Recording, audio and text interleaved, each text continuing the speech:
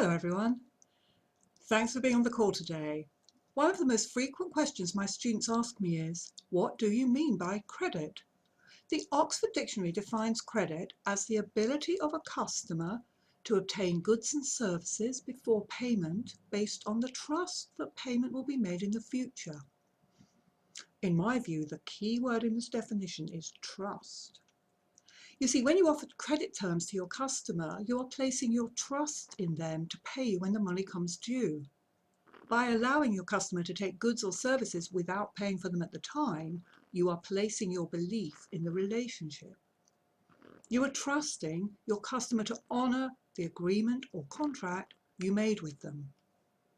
And when you take credit as a customer, you are being trusted to pay the money to your supplier when it becomes due. The entire system is held together by belief that the other party to the transaction can be trusted. You might have heard the words of the song, "Love Makes the World Go Round." Don't worry, I'm not going to sing it. Well, credit makes the business world go round.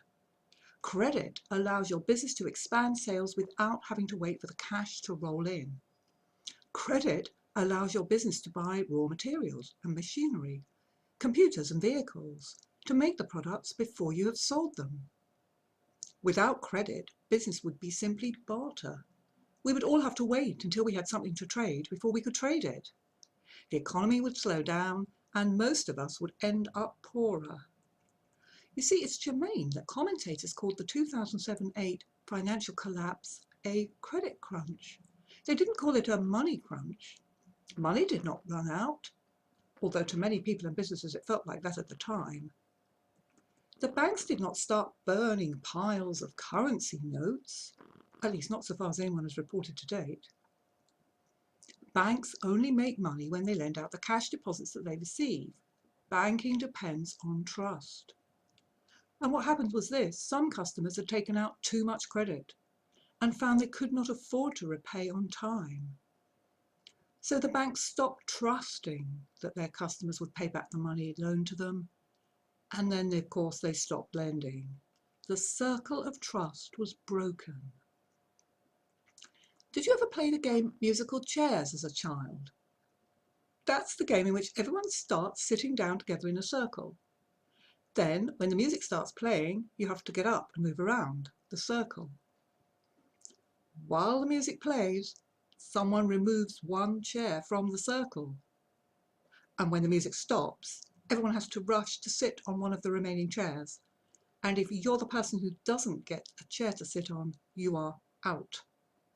This continues until only one person is seated on the chair, the winner.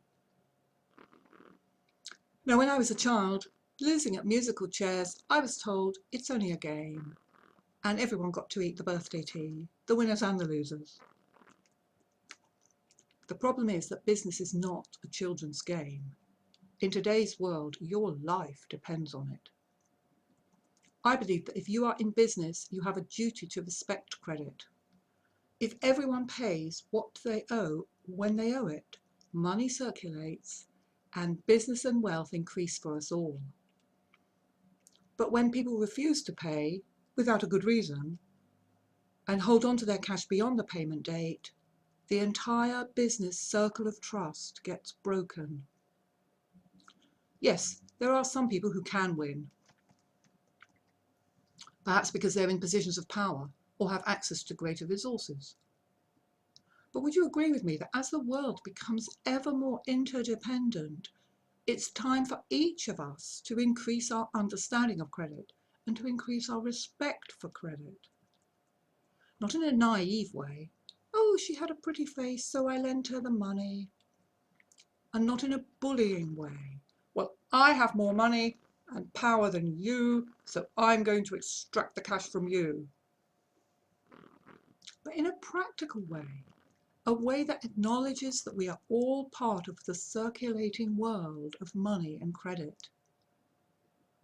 Now, in my experience, some people say, "Credit is bad, I only deal in cash." Credit itself is not bad. Credit itself is not good. It's neutral. It's how you use credit that determines your wealth. Thanks for being on this call.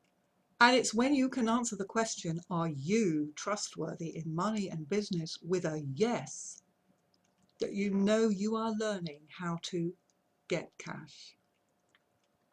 Do join me next week.